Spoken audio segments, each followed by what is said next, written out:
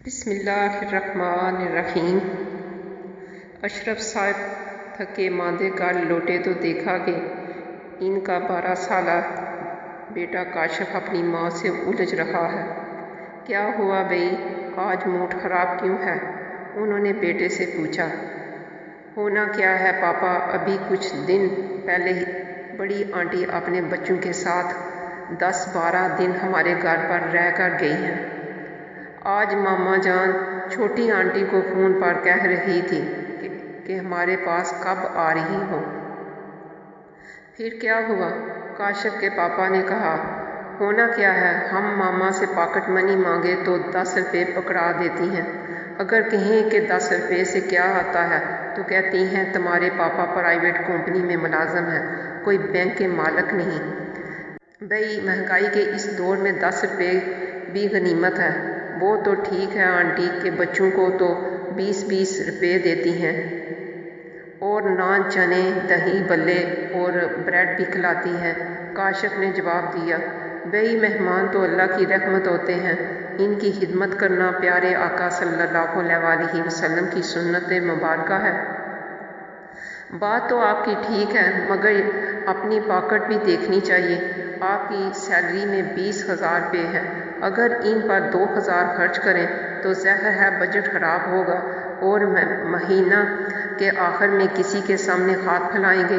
No tension, ادھار کا سلسلہ چلتا رہتا ہے، جب سیلری آئے گی تو انہیں دے دیں گے۔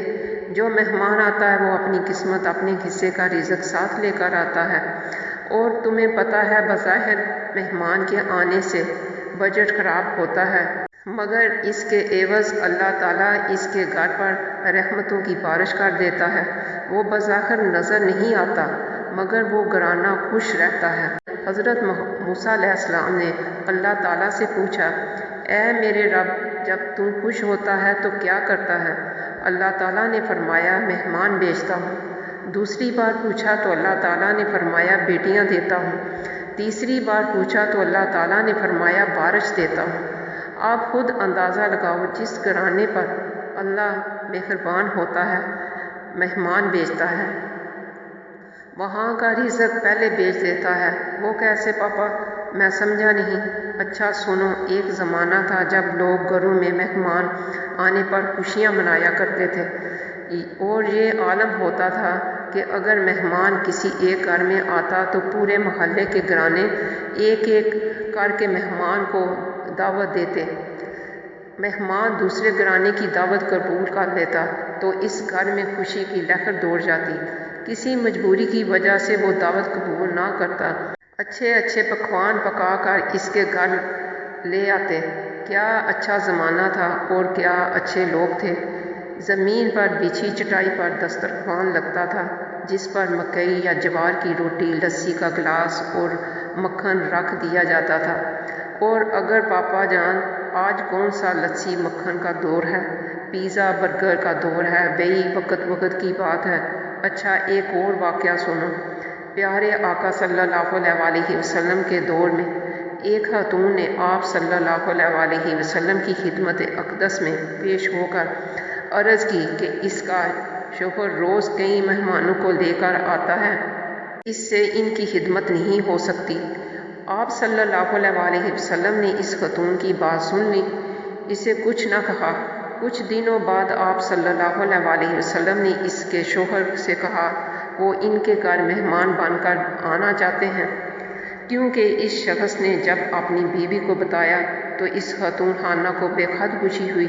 اس نے سوچا کہ میں نے جو پیارے آقا صلی اللہ علیہ وسلم سے شکایت کی تھی، شاید میرے شوہر کو سمجھانے آ رہے ہیں کہ مہمان نہ لایا کرو۔